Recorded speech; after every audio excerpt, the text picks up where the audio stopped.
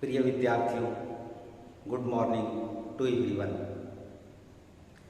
आज हम लोग पढ़ेंगे पाठ 9 सूर्य के बारे में।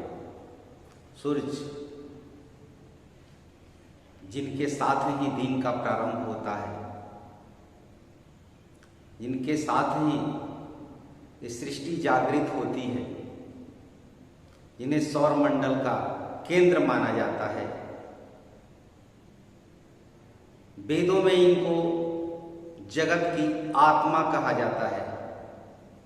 उनके बारे में हम आज कुछ जानेंगे, कुछ रोचक तथ्यों का अध्ययन करेंगे। सूर्य से ही जीवन है ऐसा माना जाता है। आप सबने अनुभव किया होगा, आप सबने देखा है कि बिना सूर्य के ये सृष्टि, ये संसार, जीवन संभव नहीं है। जाड़े के दिनों में हम लोग सूर्य के धूप के लिए तरस जाते हैं। बरसात के दिनों में भी सूर्य के धूप की आवश्यकता होती है। यदि सूर्य न हो, जल वाष्पित नहीं होगा। जब जल वाष्पित नहीं होगा तो बादल नहीं बनेंगे। बादल नहीं बनेंगे तो बरसात नहीं होगी, और बरसात नहीं होगी तो अन्न का उपज नहीं होगा। सूर्य नहीं होंगे तो प्रकाश संश्लेषण की क्रिया नहीं होगी, और जब प्रकाश संश्लेषण की क्रिया नहीं होगी तो इस धरती पर ऑक्सीजन नहीं होगा, प्राणवायु नहीं मिलेगा। अतः सूर्य जगत के आत्मा, ऐसा वेदों ने कहा है तो बिल्कुल सत्य कहा है। ग्रहों के नायक भी हैं। सूर्य को ग्रहों का राजा भी कहा जाता है, आत्मा के कारक भी हैं। तो आज हम सूर्य के बारे में जानेंगे। जो कुछ भी इस बुक में दिया हुआ है उसमें ही जानेंगे, ज़्यादा विस्तार में जाने की हमें जरूरत नहीं है। सौर मंडल, जिस सौर मंडल में हम लोग रहते हैं, उस सौर मंडल के ये केंद्र है। और जितने भी ग्रह हैं वो सभी ग्रह सूर्य की परिक्रमा करते हैं। यदि सूर्य को सौर मंडल का सेंटर माना जाए तो इनसे क्रमिक दूरी पर बुध, शुक्र, पृथ्वी, मंगल, बृहस्पति, शनि, यूरेनस, नेपच्यून और प्लेटो, ये क्रम से ये ग्रह हैं। पहले आने वाले जो भी ग्रह हैं वो सूर्य से नजदीक हैं। बुध सूर्य के सबसे निकट है, शुक्र उसके बाद, पृथ्वी तीसरे नंबर पर, जिस पृथ्वी पर हम लोग रहते हैं। अब यहां से इधर जाते हैं तो तापमान बढ़ता है, यहां से उधर जाएंगे तो तापमान थोड़ा कम होता जाता है। ये बिल्कुल ठंडा हो जाएगा प्लेटो। अभी के जो नियम है, वैज्ञानिकों का कहना है कि प्लेटो को ग्रह के अंतर्गत से हटा दिया गया है। तो ये वैज्ञानिकों के ऊपर निर्भर करता है, जब चाहे जोड़ सकते हैं, जब चाहे हटा सकते हैं, लेकिन सौर मंडल से तो नहीं हटा सकते हैं। अपने किताब से भले ही हटा दें, लेकिन प्लेटो को सौर मंडल से नहीं हटा सकते। सूर्य के विषय में हम जानते हैं, इनका कई नाम है, जैसे रवि, इन्हीं के नाम पर रविवार दिन पड़ा है। नक्षत्र के रूप में भी इनको जाना जाता है। नक्षत्र कहते हैं तारा को। नक्षत्र मतलब तारा, स्टार, संस्कृत में नक्षत्र शब्द है। सूर्य का व्यास दिया हुआ है इस बुक में।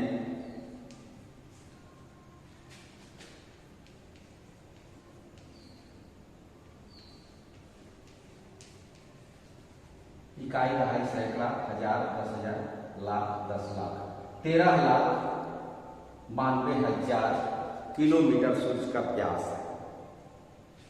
इनके केंद्र का ताप अलग अलग पुस्तकों में अलग अलग पैमाना रहता है। इस किताब की ही बात करेंगे। सूर्य का जो सेंटर है उस सेंटर का टेम्परेचर 15,000,000 डिग्री सेल्सियस। इसमें 70 इनका जो कंपोजिशन है 70% हाइड्रोजन,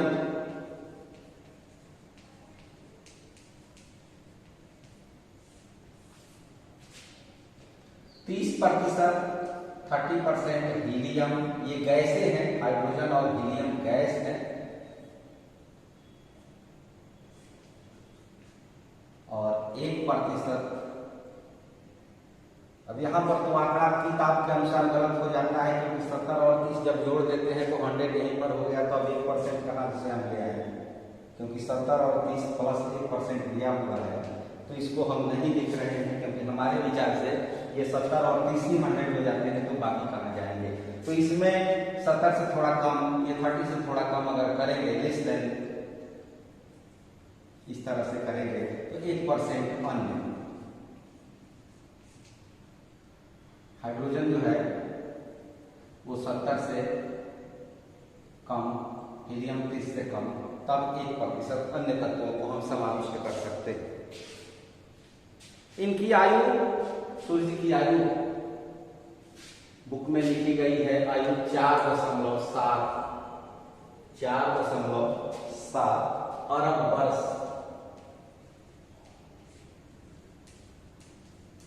लगभग 5 अरब वर्ष पुराना है सूर्य, और वैज्ञानिकों का अनुमान है कि इनकी आयु लगभग 10 अरब वर्ष है।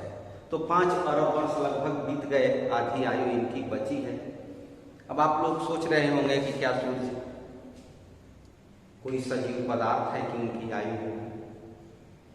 विज्ञान के अनुसार हम पढ़े हैं कि तारे का भी जन्म होता है, तारे की मृत्यु होती है, तारे का विकास होता है, तो सूर्य भी एक तारा है, इनका भी जन्म होगा, विकास होगा और इनकी भी मृत्यु होगी। किसी चीज, जो भी चीज इस संसार में, इस ब्रह्मांड में दृष्टिगोचर हो रही है, वो सब नश्वर है, चाहे वो सूर्य हो, पृथ्वी हो, चंद्रमा हो, हम हो, आप हो, जो कुछ भी है वो सब नश्वर है। एक न एक दिन उसका अस्तित्व समाप्त हो जाना है। तो इस प्रकार हम कह सकते हैं कि सूर्य भी एक दिन समाप्त हो सकते हैं। तो इनकी आयु लगभग 10 अरब वर्ष है। वैज्ञानिकों का अनुमान है कि इसकी आयु समाप्त होने पर यह लाल रंग का बृहत्काय बड़े आकार का होकर के मंगल की कक्ष के आकार का हो जाएगा, फिर सिकुड़ करके बहुत छोटा और सफेद हो जाएगा। ये वैज्ञानिक लोगों का अपना अनुमान है। सूर्य का अपना एक मैग्नेटिक फील्ड है, चुंबकीय क्षेत्र है। पृथ्वी सूर्य का चक्कर लगाती है। केवल पृथ्वी ही नहीं, बुध, शुक्र, जितने भी ये ग्रह दिखाई हैं, यहाँ पर लिखे गए हैं, वो सब सौरमंडल की परिक्रमा, सूर्य की परिक्रमा करते हैं। एक निश्चित कक्षा में रह करके परिक्रमा करते हैं और इनका परिक्रमण काल निश्चित होता है। जब ये एक चक्कर लगा लेते हैं, पृथ्वी एक चक्कर पूरा कर लेती है इस तरह से, तो 1 वर्ष, उसी को हम सौर वर्ष कहते हैं। सूर्य की एक परिक्रमा में जितना समय लगे उसे 1 वर्ष सूर्य के हिसाब से उसे सौर वर्ष कहा जाता है। पौराणिक रोमन सदियों में सूर्य देवता को सोल कहा जाता है। सोल, ये नाम आप याद रखेंगे, हो सकता है परीक्षा में आ जाए। और सोल से ही सोलर तो सब जानते हैं, सोलर प्लेट, जो कि हमारे जीवन का इस समय का एक अभिन्न अंग है, जिससे कि हम बिजली उत्पादन करते हैं। तो सूर्य से बिजली भी प्राप्त होती है सोलर के माध्यम से। रोमन सदियों में सूर्य देवता को, यानी रोम के समाज में, रोम लोग इनको सोल कहा करते थे। प्रकाश की गति, प्रकाश की चाल आप जानते हैं, विज्ञान में भी जानते हैं कि प्रकाश की चाल 3 लाख किलोमीटर प्रति सेकंड, 3 लाख किलोमीटर प्रति सेकंड, यह 3 × 10⁸ मीटर प्रति सेकेंड। और सूर्य से पृथ्वी की दूरी लगभग 15 करोड़ किलोमीटर मानी जाती है। तो यही सूर्य के बारे में इस अध्याय में दिया हुआ है। इसके बाद हम चंद्रमा के बारे में भी जानेंगे, जो कि अध्याय 10 है। सूर्य को वैसे तो हमारे पुराणों में ग्रह के रूप में जाना जाता है, लेकिन विज्ञान के दृष्टिकोण से सूर्य को ग्रह नहीं माना जाता है, सूर्य को एक तारा माना जाता है। और पुराणों में चंद्रमा को भी ग्रह माना जाता है। सूर्य यदि आत्मा के कारक हैं तो चंद्रमा मन के कारक हैं, और चंद्रमा के आधार पर ही हमारे मनोविचार बदलते रहते हैं। जैसा कि आप जानते हैं, चंद्रमा की कलाएं बदलती रहती हैं। चंद्रमा एक जैसा कभी नहीं दिखाई देता है। आज पूर्णिमा है, गुरु पूर्णिमा। आप आज रात में देखेंगे फुल मून दिखाई देगा, पूरी चंद्रमा, पूर्ण चांद आपको दिखाई देगा। लेकिन ये धीरे धीरे कम होता जाएगा, अमावस्या के दिन विलुप्त हो जाएगा, फिर उसके बाद धीरे धीरे बढ़ता जाएगा, फिर पूर्णिमा के दिन फुल मून। तो चंद्रमा की जो कलाएं हैं वो घटती बढ़ती रहती हैं। तो ठीक उसी तरह से चंद्रमा के अनुसार, चंद्रमा के कारण ही हमारे मन के जो भाव हैं वो बदलते रहते हैं। हम लोगों में से लगभग हर व्यक्ति अखबार में पढ़ते होंगे या टेलीविजन पर देखते होंगे, राशिफल का प्रसारण होता है। अपनी अपनी राशि आप जानते होंगे, 12 राशियां होती हैं, मेष, वृष, मिथुन, कर्क, सिंह, कन्या, तुला, वृश्चिक, धन, मकर, कुंभ और मीन। तो ये 12 राशियां जो होती हैं, इन्हीं राशियों में इनका संचरण होता रहता है। किस राशि में है चंद्रमा और कैसा प्रभाव देंगे, ये उस राशि के अनुसार निर्भर करता है। तो जिस तरह से चंद्रमा घटते बढ़ते रहते हैं, उसी तरह हमारे मन के विचार भी घटते बढ़ते रहते हैं। तो चंद्रमा को पुराणों में ग्रह माना जाता है, लेकिन विज्ञान में ये ग्रह नहीं है, विज्ञान में ये उपग्रह माना जाता है, क्योंकि ये पृथ्वी की परिक्रमा करते हैं। चंद्रमा पृथ्वी की चारों ओर चक्कर लगाते हैं, इस तरह से। एम लिख दिया हूं, एम फॉर मून, मून चंद्रमा के लिए। तो ये पृथ्वी की परिक्रमा करते हैं, और जो किसी ग्रह की परिक्रमा करता है वो उपग्रह कहलाता है। पृथ्वी का एकमात्र उपग्रह चंद्रमा है। नाम इनका चंद्रमा है, पहचान पृथ्वी का उपग्रह है। इनका व्यास दिया हुआ है चंद्रमा का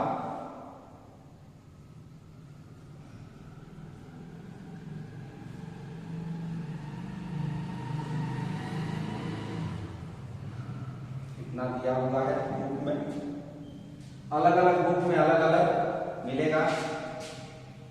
द्रव्यमान, पृथ्वी का द्रव्यमान लिख दिया अर्थ, मास ऑफ अर्थ उसका 8 है। पृथ्वी के द्रव्यमान का 1/8 इनका द्रव्यमान। पृथ्वी से दूरी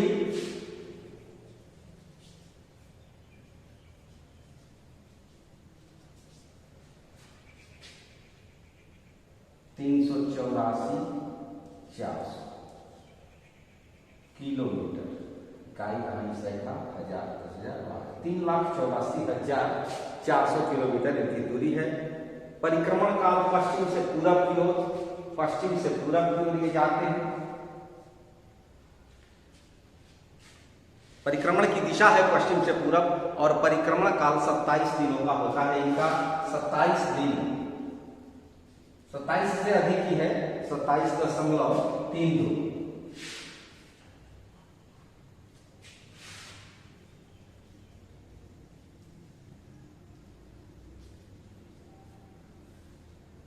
इतने समय में ये पृथ्वी की एक पूरी परिक्रमा कर लेते हैं, अर्थात इनका परिक्रमण काल है लगभग 28 दिन मान सकते हैं।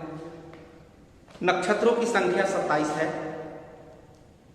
तो 27 नक्षत्र, एक नक्षत्र पर चंद्रमा एक दिन रहते हैं, तो प्रतिदिन एक नक्षत्र को पार करते हैं। तो इस तरह से 27 दिन में इनका परिक्रमण काल पूरा हो जाता है। इनकी आयु 4.6 अरब इनकी आयु 4.6 अरब वर्ष, अर्थात सूर्य के बाद इनका अस्तित्व सूर्य के बाद के हैं। इनमें अपना प्रकाश नहीं होता है, इनमें चमक नहीं होती है, वहां पर जीवन भी नहीं है। ये सूर्य के प्रकाश से प्रकाशित होते हैं और सूर्य के प्रकाश से ये चमकते हैं।